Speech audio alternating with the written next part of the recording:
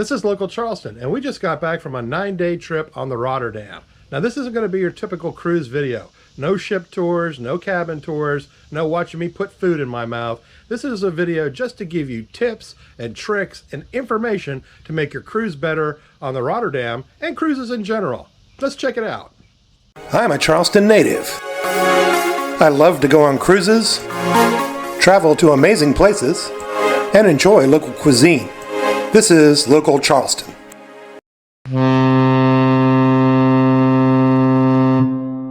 So on this trip, we stayed at Spring Hill Inn and Suites, Cruise Port, and Airport. And the reason we chose this one for two main reasons. One, it has a smart TV, which was great. You can watch Netflix and Hulu and not be stuck with that terrible direct TV.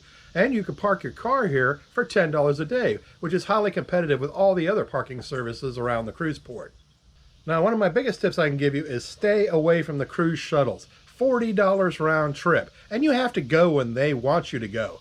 And the cruise port has like 5 or 6 ships. You don't know if you're going to go to your ship first or if you're stuck waiting to be the last people to get off the bus. When we came out of the hotel, there was a taxi cab sitting out there, and he drove my wife and I with our luggage straight to the cruise port for 20 bucks. Taxi cabs are the way to go. Don't mess with Uber, don't mess with cruise shuttles. Get a taxi.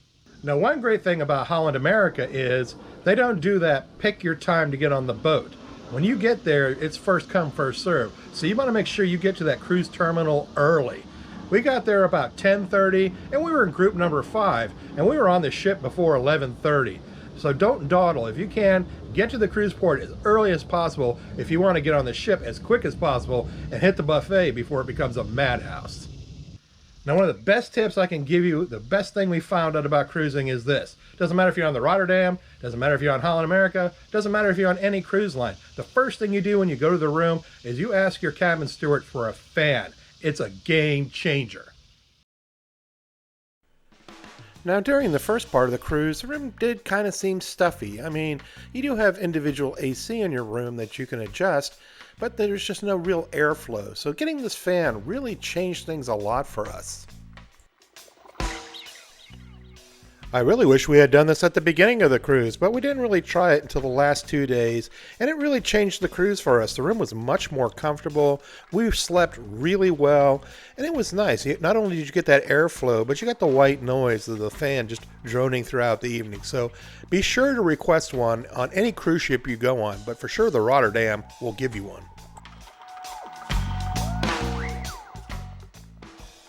One of the other great highlights of being on a Holland America cruise is their amazing TV. I mean, first of all, they have a nice variety of local channels to watch, including all the major news sources and multiple sports channels if that's what you're into.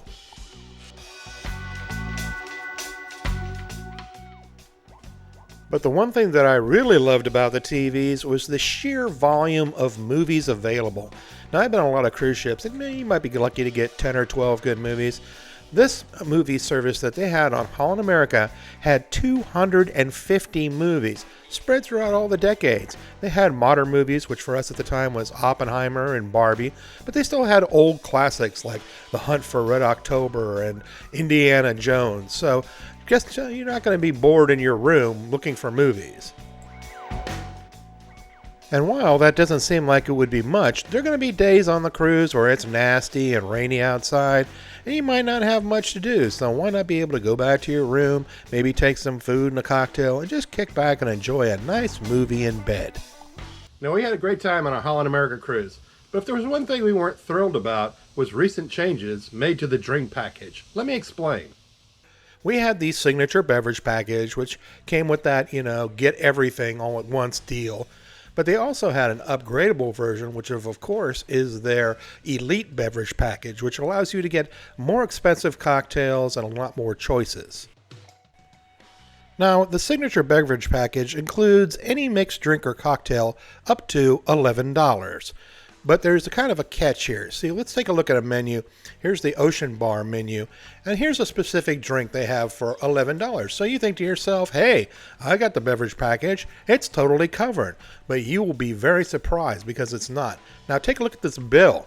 See, the drink is $11, but they add a service charge of $1.98 per drink. Now that can add up after a while. You think about it, that's like $2. And my big issue with that is even the bar brand drinks. If you just get a rum and coke with basic bar brand rum, it's $11. All bar brands are $11.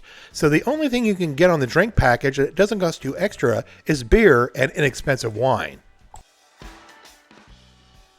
Now, every day for breakfast, we went to the buffet. Actually, we never went to the dining room in all 9 days. We got most of our meals at the buffet because we found the food quality here to be just as good, if not better, than what you're getting in the dining room. And you can pick and choose what you put on your plate. Now, I'm not a big coffee drinker myself. I tend to prefer tea, and they did have a nice selection of Bigelow teas with cream and sugar and honey and all the toppings. But I'm here to give you a pro tip. When you're out at sea, you eat a lot of rich food, and the one thing that really helps with that is mint tea. It doesn't have to be this mint medley, it could also be peppermint.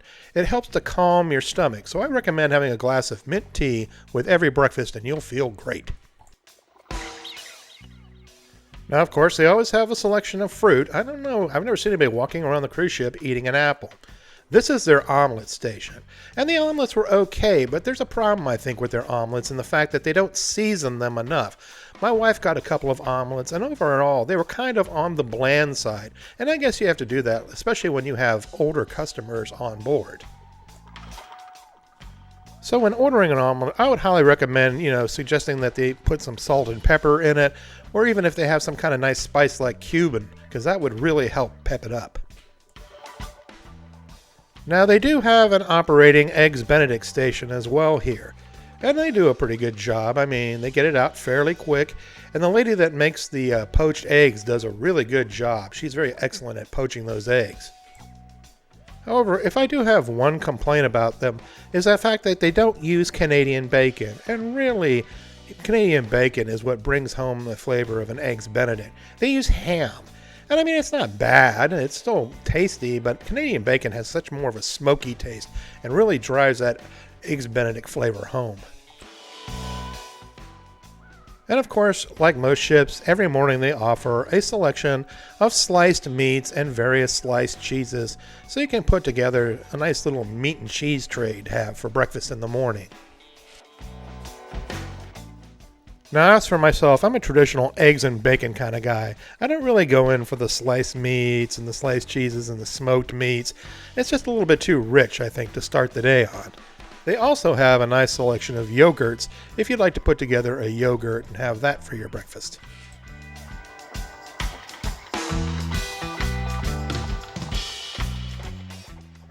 And they do offer a selection of dried cereal that you can have a milk and cereal with. But the problem I have is that their milk containers don't keep the milk very cold. So if you really want a nice cold milk in your cereal, be sure to ask somebody behind the counter to bring you a carton. Or at least a glass of cold milk from the kitchen. They also always have a nice selection of breads and of course a nice selection of pastries as well to start your day.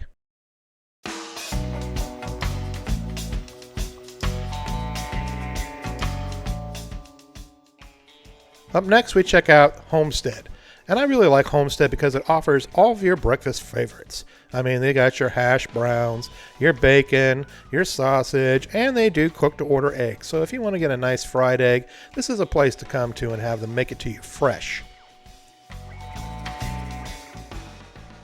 Now, of course, they also offer pancakes and French toast. But my issue with them is that they put them under a heat lamp instead of making them fresh.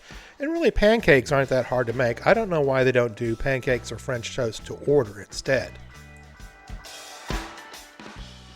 And at the end of the buffet, that's where you get all your different other bread choices, your main bread station. This is where you have your banana bread and your walnut bread. And they usually rotate these around on a day-to-day basis. My wife, of course, decided to get an omelet, and here they are putting the omelet together. Now, like I said earlier, their omelets are pretty good overall. You do have a wide variety of choices of toppings, numerous cheeses and meats and veggies. Like I said, the only downside is basically the omelet is just egg.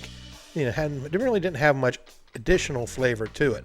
So as I said earlier in the video, if you want it to be a little bit more spicy or something, throw some pepper in there, or at least some salt to give it a bit more flavor.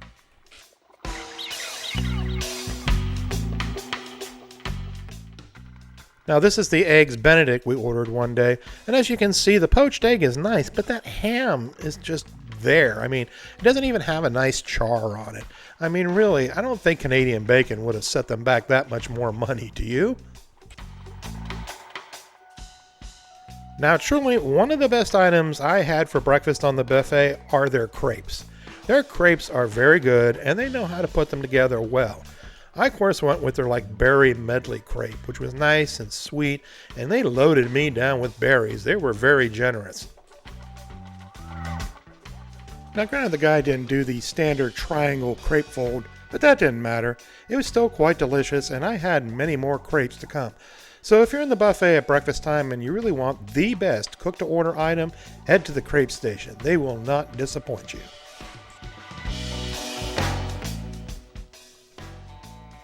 Now, rather than a couple of dinners that we had at specialty restaurants, which I'll talk about a little later in the video, we had most of our dinners once again in the buffet. And we found the choices to be really good. This is, of course, Homestead, which has all your standard fare.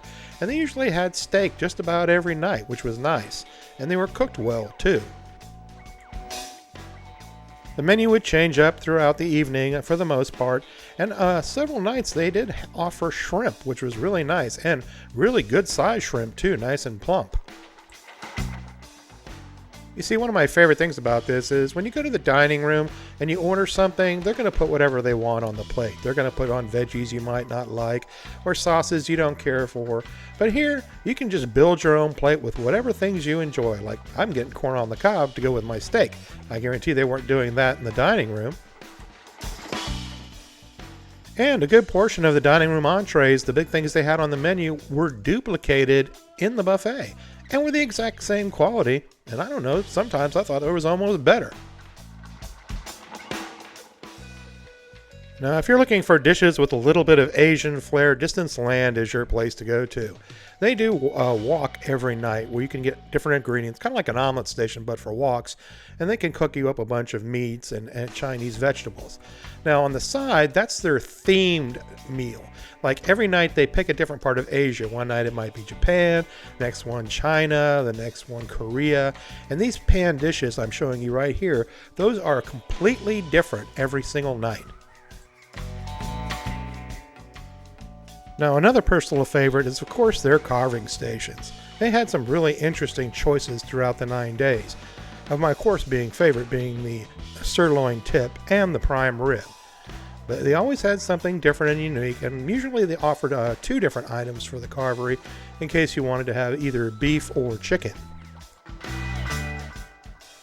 They offer a wide variety of sauces to go with it. They have hollandaise, and of course, if you're looking to put gravy on something, this is the place you go to get your gravy. So if you get some mashed potatoes, be sure to come back here and get some gravy to put on top of them. And they change these selections on a daily basis. Every day, it's different kinds of potatoes and different vegetables to choose from.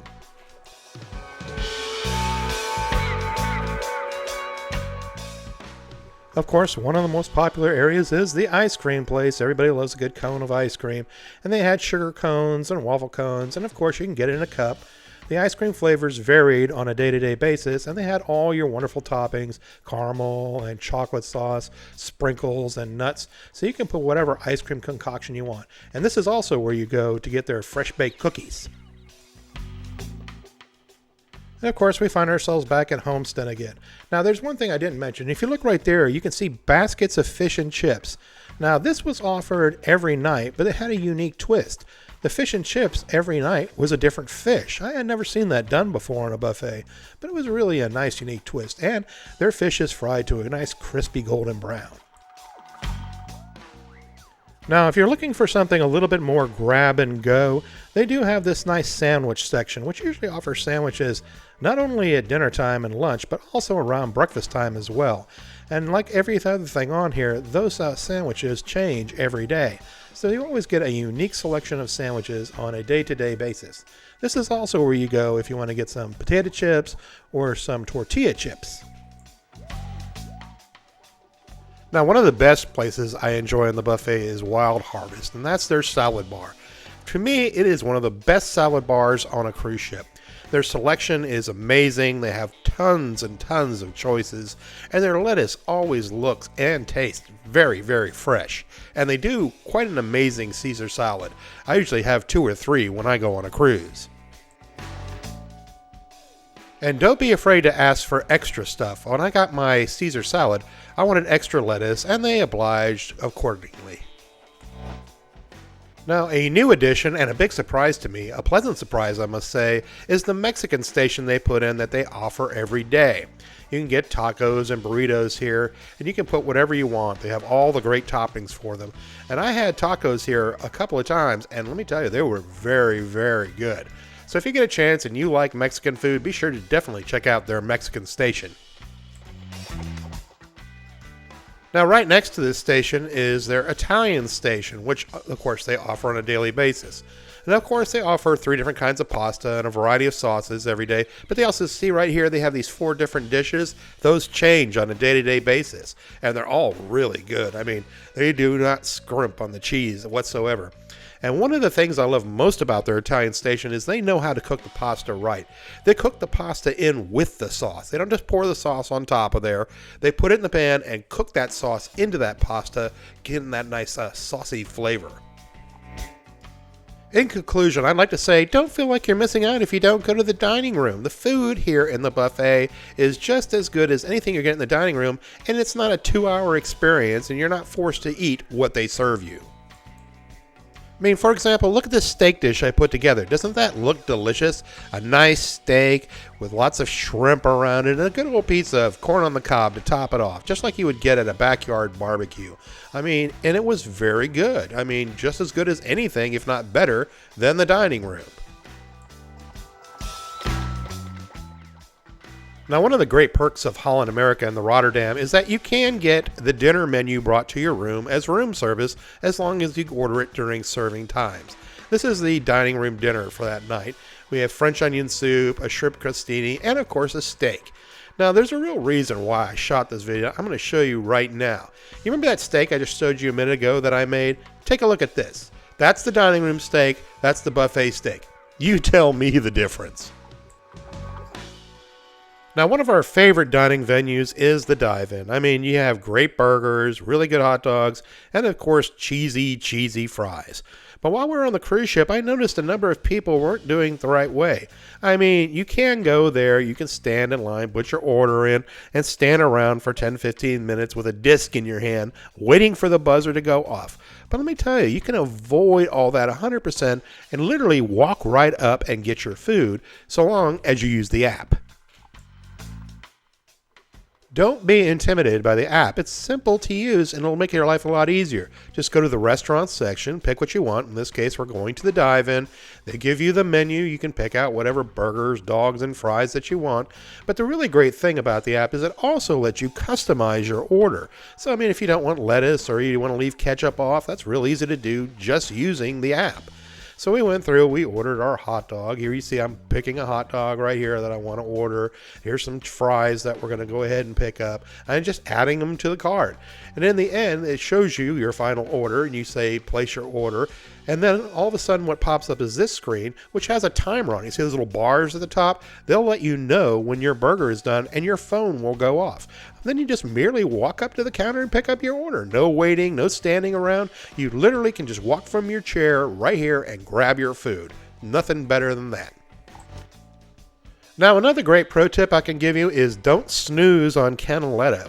I was kind of snobbish at first, thinking that it couldn't be good if it's attached to the buffet, but I was completely wrong. On our previous cruise, we tried canaletto, and I fell in love with it.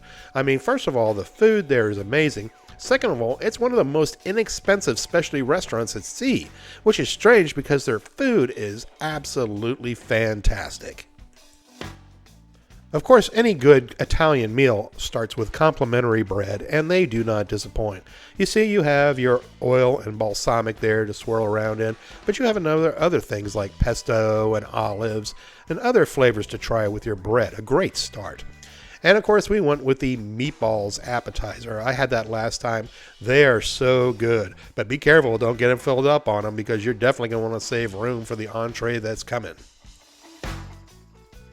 Now, the other appetizer we got was their shrimp appetizer, and look at these shrimp. Those are good-sized shrimp. They're not tiny, and it's a generous portion, and the spice on the shrimp was really good, nice and spicy, just what you're looking for with a good Italian meal. Now, in my opinion, one of the best menu items they had at Canaletto is the lasagna, and I was very disappointed when I went on the Rotterdam and it wasn't on the menu, not even on the specials. So we talked to the maitre d' about it and told her how much we missed it. She said, give her 24 hours notice and they would put it on the menu for us. They would specially made it for us. So, I mean, if you're a fan of lasagna, just go up and talk to them. Tell them you want the lasagna. Give them 24 hours before you show up and they will make it for you. And it is definitely worth it. Look at this lasagna. I mean, this is ooey gooey, cheesy magnificence. You want this. Believe me.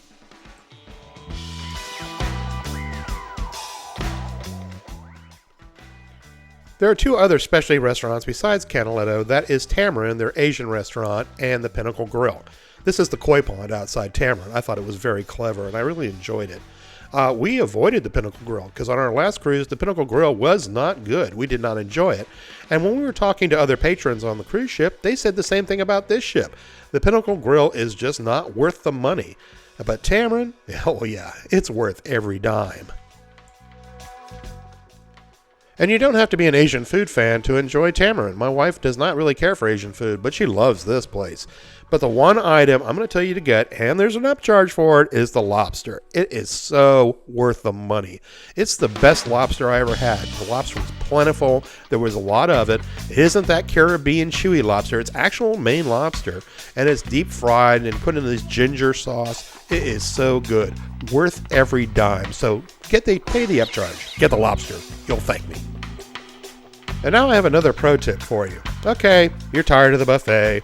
You don't really want to go to the dining room. You want to know where the best place to get breakfast on is the whole ship? It's the New York Deli. Now, as you saw earlier, they have a small setup with your bacon and sausage and some scrambled eggs if you just want to get the, standard fare. But what New York Deli really does best is their breakfast bagel sandwiches. They are delicious. Look at that. Perfectly toasted bagel, perfectly cooked, nice runny egg. I mean, we had breakfast here 2 or 3 times, and it's just a nice, easy way to have a quick breakfast and not have to spend a whole lot of time figuring out what to do.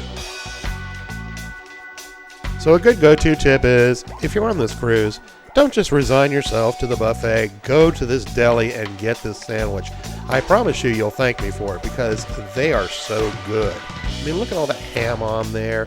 It was just delicious. And you can pick whatever bagel you want. I mean, they're flavorful, it's easy, and it's a nice way to start your day. Now, in closing, I want to show off my favorite piece of art, this happy little otter that's just outside the buffet. Isn't he cute? Overall, we really thought it was a great cruise. I mean, the service is always top-notch. Holland America just knocks it out of the park when it comes to service. And the food is always some of the best you can get at sea. Now, this is not a party cruise. This is a relaxing cruise. I mean, my wife and I like to go here and just get on the back deck and just sit in the sun and enjoy the peace and quiet. And Holland America, that's what it's about. It's not a party, it's relaxation. So if you're looking to just relax in the sun and enjoy delicious food, they got your name on it. So that's my video on the Rotterdam and with my tips and my tricks. Would I sail Holland America again? Yeah, definitely. They're one of the best cruise lines out there. Awesome service, and they haven't cut away all the perks that you enjoy. Would I sail the Rotterdam again? Most definitely. Wonderful staff, great food, great ship. But if anything, I would still cruise again, and you should still cruise. Get out there and go cruising. Have a great day. This is Local Charleston. Talk to you later.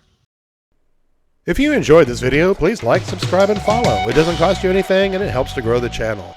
We put out as much cruise content as we possibly can. I also do local Charleston restaurants, so check those out as well. And thanks for watching.